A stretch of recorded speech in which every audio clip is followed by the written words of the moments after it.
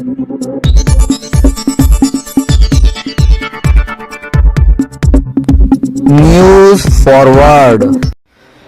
Forward channel में मैं शेख साबिर आपका स्वागत करता हूं। अंतरिक्ष से बड़ी खबर। अंतरिक्ष से कब लौटेंगी सुनीता विलियम? अंतरिक्ष में क्यों उगाई जा रही फसल? अंतरिक्ष में ठहरने का जिस्म और सेहत पर होने वाला परिणाम। अंतरिक्ष में कौन सी बड़ी दुर्घटना हुई थी? क्या अंतरिक्ष में भूख और प्यास लगती है? अंतरिक्ष यात्रियों की सुरक्षा के वहाँ क्या इंतजाम है? अंतरिक्ष में हड्डियों का कैल्शियम क्यों कम हो जाता है? अंतरिक्ष में अंतरिक्ष यान की गति कितनी होती है? आपके इन सभी सवालों के जवाब हम लेकर आए हैं न्यूज़ फॉरवर्ड के जरिए। तो देखिए न्यूज़ फॉरवर्ड की पूरी रिपोर्ट। भारतीय मूल की अंतरिक्ष यात्री सुनीता विलियम्स एक अन्य सहकर्मी के साथ 5 जून 2024 को तीसरी बार अंतरिक्ष में गई। बोइंग का स्टारलाइनर सुनीता विलियम्स और बुच विल्मोर को लेकर अंतरिक्ष में गया। अब उन्हें ISS इंटरनेशनल स्पेस सेंटर से लौटने में दिक्कत आ रही है। उन्हें वहीं रुकना होगा क्योंकि अंतरिक्ष यान से हीलियम का रिसाव हो रहा है। रिसाव को रोककर उन्हें जल्द वापस लाने का प्रयास किया जा रहा है। YSS पृथ्वी से 350 से 400 किलोमीटर की दूरी पर अंतरिक्ष केंद्र में स्थित एक गतिशील प्रयोगशाला है जो अंतरिक्ष में पृथ्वी की परिक्रमा करती है। ये 1 घंटे में 58,000 किलोमीटर की दूरी तय करती है। जिस यान में सुनीता विलियम्स और उनके सहयोगी गए उसका थ्रस्टर लीक हो रहा है।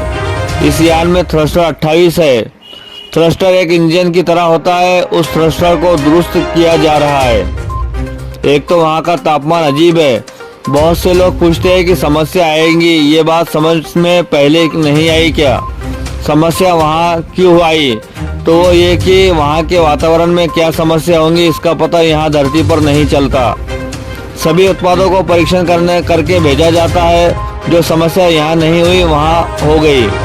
नासा में बैठे इंजीनियर इसकी मरम्मत कर रहे हैं। ये कार्य कंप्यूटर प्रणाली के माध्यम से किया जा रहा है। अंतरिक्ष में बिना पानी के पौधे उगाने का प्रयास। शून्य गुरुत्वाकर्षण में सिंचाई कैसे कार्य करती है इसका प्रयोग किया जा रहा है। अंतरिक्ष में बिना पानी के पौधे उगाने की कोशिश की जा रही है। जब हम चंद्रमा मंगल ग्रह पर रहने जाएंगे तब हमें वहां पेड़ों और फसलों की आवश्यकता होगी। इसीलिए अंतरिक्ष में यह प्रयोग किया जा रहा है। अंतरिक्ष में सुनीता विलियम्स को 18 दिन तक मुद्दत। आज 4 अगस्त को सुनीता विलियम्स को अंतरिक्ष में 2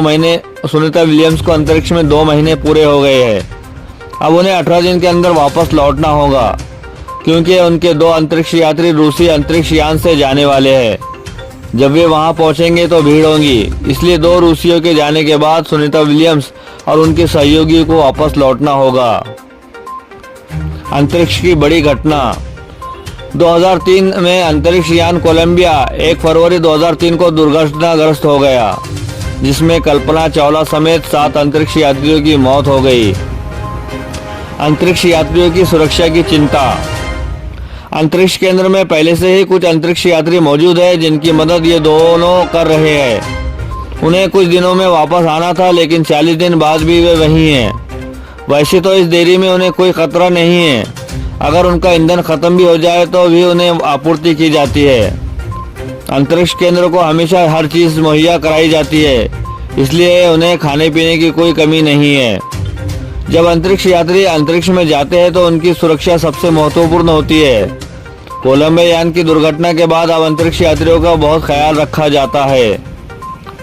गुरुत्वाकर्षण न होने का शरीर पर प्रभाव। अंतरिक्ष में गुरुत्वाकर्षण नहीं है तो पैर की मांसपेशियां काम नहीं करती। धरती पर सारा तनाव हमारे घुटने पर है लेकिन वहाँ कुछ नहीं होता। वहाँ वे तैरते हैं। उनका शरीर हिलता डुलता नहीं है।